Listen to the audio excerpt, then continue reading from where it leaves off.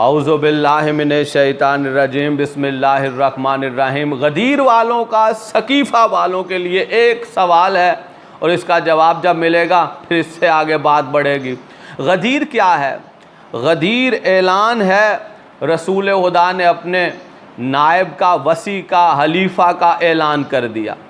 अल्लाह का हुक्म यानी आयत नाजिल हो रही है, या अय्युहर रसूल बल्लिग मा उन्ज़िला अलैका मिन रब्बिक। अल्लाह का हुक्म है, वही नाजिल हो रही है, जिब्राइल आए हैं, अम्बिया देख रहे हैं, आदम से लेके ईसा तक नबी मौजूद हैं। इमामुल अम्बिया ने जो है इस आयत के ज़िमन में ऐलान कर दिया, मन कुन तो मौला हो फ़हाज़ा अलीउन मौला, जिस जिसका मैं मौला उसका अली मौला।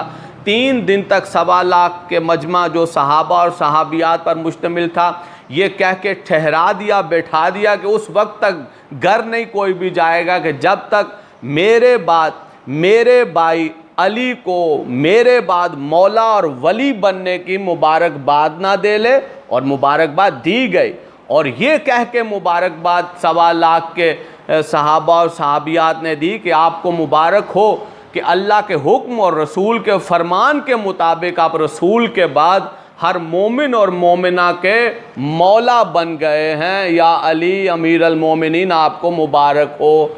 ये है गदीर, और ये है गदीर में वही, गदीर में अल्लाह की रज़ा, अम्बिया, 1.25 लाख सहाबा, इमामुल अम्बिया, अमीर अल मोमिनीन और जनाब सैयदा, यानी हर कोई मौजूद है। ये है गदीर, इसलिए मानना ही पड़ेगा।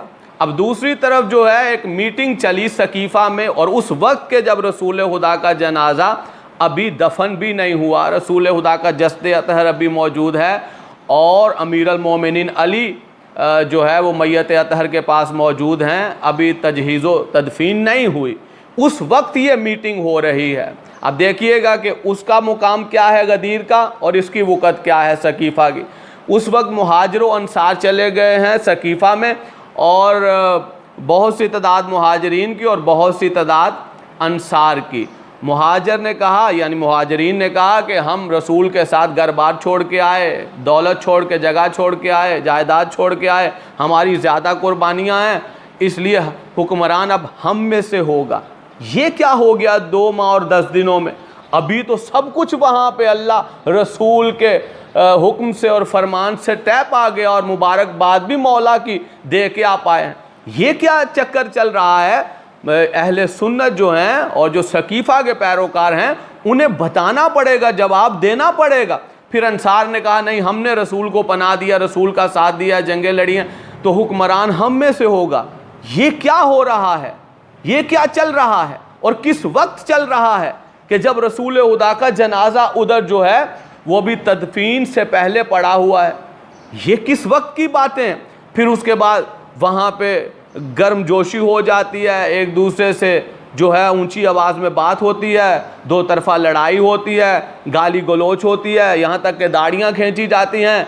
और फिर किस तरह से गदीर को जुटला के, यानी अल्लाह के हुक्म और रसूल के फरमान, और फिर मौला की मौलायत और उस इतने बड़े ऐलान को जो कि अल्लाह के हुक्म से और कुरान के हुक्म से और रसूल के फरमान के हुक्म से तय पा चुका है, फिर उसके मुकाबले में किस तरह से एक सहाबी के हाथ पे बैत हो जाती है और उसको खलीफा मान लिया जाता है और ऐलान कर दिया जाता है, डंडोरा पीटा जाता है, और फिर जो है वो जुलूस निकाला जाता है, और जुलूस उसी खलीफा के दरवाजे पे आ जाता है, और खलीफा का बाप जो खलीफा बना है वहाँ पे सकीफ़ा में, वो खलीफा जो अल्लाह के हुक्म से बना है, रसूल के फरमान से, कुरान से, वो तो गदीर में बना है और वो तो रसूल खुदा के पास मौजूद है।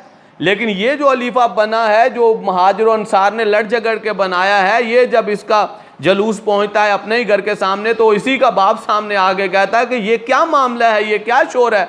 उन्होंने कहा कि जी रसूल के बाद हुक्मरान हमने बना लिया। कहा क्या मदीने में अली मौजूद नहीं है?